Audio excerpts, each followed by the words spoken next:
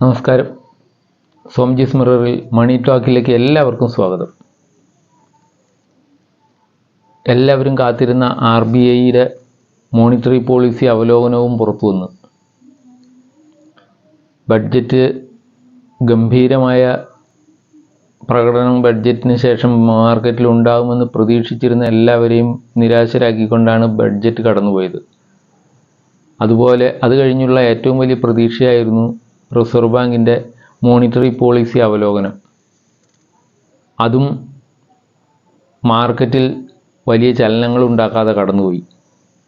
എന്നാലും മാർക്കറ്റ് ഇന്ന് താഴുകയാണ് ഉണ്ടായത്. പോളിസി അവലോകനത്തിന് ശേഷം റിസർവ് ബാങ്ക് ആകെ ചെയ്തിരിക്കുന്നത് 0.5% റീപ്പോ റേറ്റ് കുറച്ചു എന്നുള്ളതാണ്.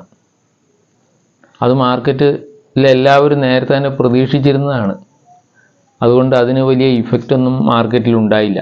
മാർക്കറ്റ് അതിൽ കൂടുതൽ എന്തെങ്കിലും ഉണ്ടാകുമോ എന്നാണ് പ്രതീക്ഷിച്ച് നോക്കിയിരുന്നത്. CRR അല്പം കുറയ്ക്കുകയോ അങ്ങനെ എന്തെങ്കിലുമൊക്കെ ചെയ്തു കഴിഞ്ഞാൽ, CRR കുറച്ച് കഴിഞ്ഞാൽ കുറേ ലിക്വിഡ് ക്യാഷ് മാർക്കറ്റിലേക്ക് വരും, അങ്ങനെയൊക്കെ മാർക്കറ്റ് പ്രതീക്ഷിച്ചു. പക്ഷെ അതൊന്നും സംഭവിച്ചില്ല. അതുകൊണ്ട് മാർക്കറ്റിൻ്റെ പ്രതികരണവും അതുപോലെ തന്നെ തണുത്തതായിരുന്നു.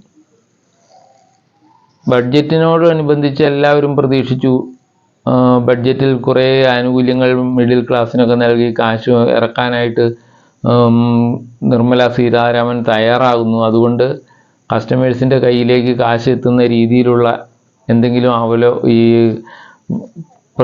പരിപാടികൾ ഈ അവലോകനത്തിൽ ഉണ്ടാകുമെന്ന് പ്രതീക്ഷിച്ചു. പക്ഷേ റിസർവ് ബാങ്ക് അങ്ങനെയൊന്നും കൂടുതലായി കൈവിട്ട് കളിക്കാൻ തയ്യാറായിട്ടില്ല.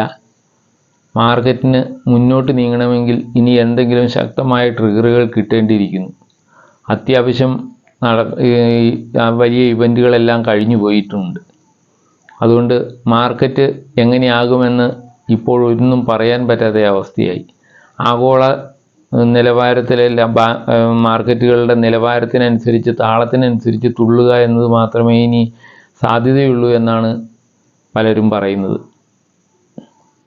അപ്പോൾ ആഗോളമായി ഉണ്ടാകുന്ന മാറ്റങ്ങളായിരിക്കും ഇന്ത്യൻ വിപണിയെ നിയന്ത്രിക്കുക എന്ന് തോന്നുന്നു.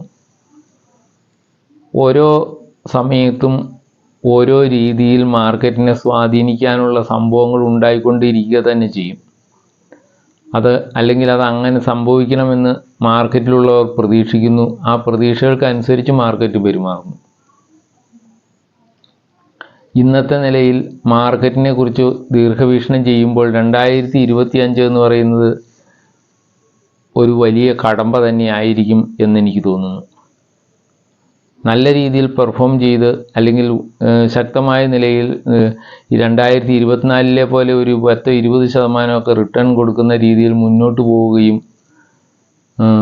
മറ്റും ഉണ്ടാകുമെന്ന് ആരെങ്കിലും പ്രതീക്ഷിക്കുന്നുണ്ടെങ്കിൽ അത് വെറുതെയാകും എന്നെനിക്ക് തോന്നുന്നു. 2024 പോലും അവസാനം കാണുമ്പോൾ 8.5-9% റിട്ടേണാണ് ഉണ്ടായിട്ടുള്ളൂ. കാരണം സെപ്റ്റംബർ ഒക്ടോബറിൽ തുടങ്ങിയ ഇടിവാണ് അതിന് കാരണമായി നിന്നത്.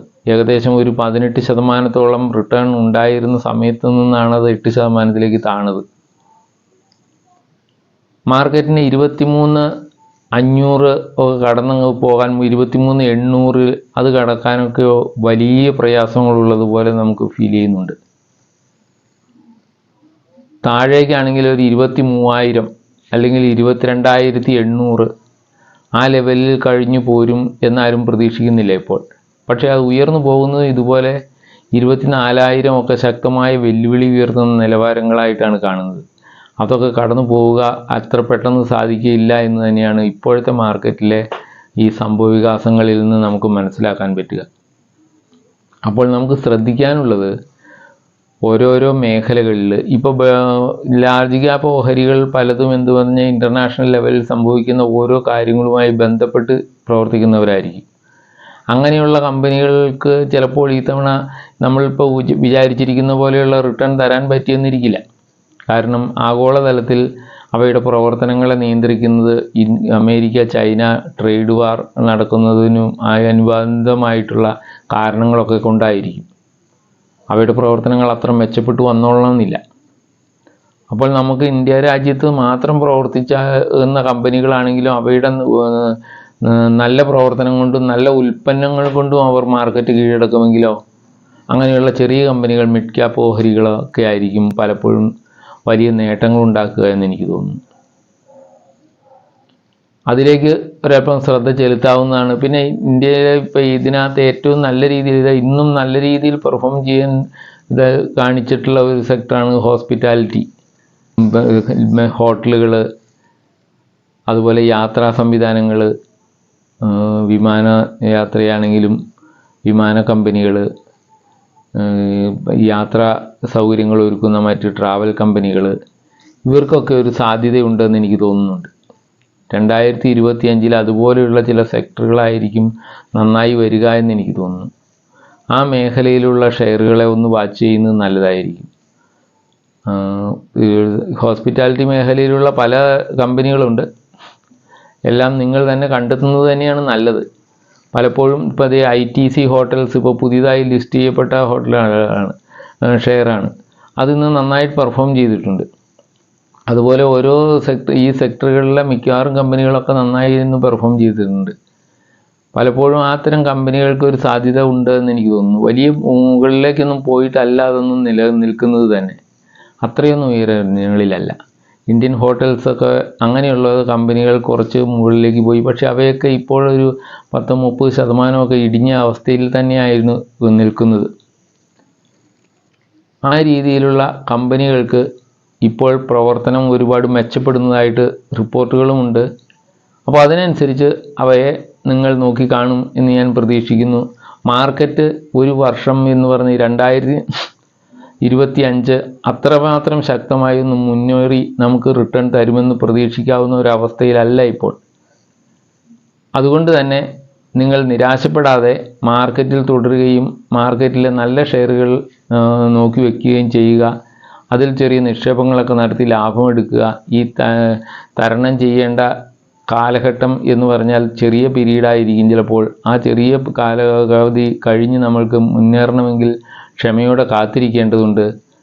മാർക്കറ്റിൽ അപ്പോൾ പെർഫോം ചെയ്യുന്ന ഓഹരികൾ നമ്മൾ അല്പനിൽപ്പം വാങ്ങി വയ്ക്കുന്നതും ഒക്കെ വളരെയേറെ ഗുണം ചെയ്യും. ആ രീതിയിലേക്ക് നിങ്ങൾ മാർക്കറ്റിൻ്റെ നിങ്ങളുടെ സ്ട്രാറ്റജിയെ മാറ്റണമെന്ന് ഞാൻ അഭിപ്രായപ്പെടുന്നത് അതുകൊണ്ടാണ്. അപ്പോൾ അങ്ങനെയുള്ള സെക്ടറുകളെ നോക്കി വയ്ക്കുക. ഇനിയും സാധ്യതകൾ വരും. ഓരോ അവസരങ്ങളിൽ വ്യത്യസ്തമായ മേഖലകളിലായിരിക്കും സാധ്യതകൾ തുറന്നു വരിക എന്നുള്ളതാണ് ഷെയർ മാർക്കറ്റിൻ്റെ രീതി. എന്നും ഒരു മേഖല തന്നെ പെർഫോം ചെയ്തു കൊള്ളണമെന്നില്ല. അപ്പോൾ ആ രീതിയിലേക്ക് നിങ്ങൾ മാറുമെന്ന് പ്രതീക്ഷിക്കുന്നു. എല്ലാവർക്കും താങ്ക്സ്. എന്നെ ശ്രവിച്ച എല്ലാവർക്കും ഒരിക്കൽ കൂടി നന്ദി രേഖപ്പെടുത്തുന്നു. എന്നെ സഹായിക്കുന്ന നിങ്ങളുടെ രീതികൾ തുടരട്ടെ. ആദ്യമായി കാണുന്നവരാണെങ്കിൽ ഒന്ന് സബ്സ്ക്രൈബ് ചെയ്യുക, ലൈക്ക് ചെയ്യുക, കമൻ്റ് ഇടുക. ഇതൊക്കെ നിങ്ങൾക്ക് ചെയ്യാവുന്നതാണ്. അങ്ങനെ ചെയ്യുമെന്ന് പ്രതീക്ഷിച്ചുകൊണ്ട് നിർത്തുന്നു. Thank you. വീണ്ടും കാണാം.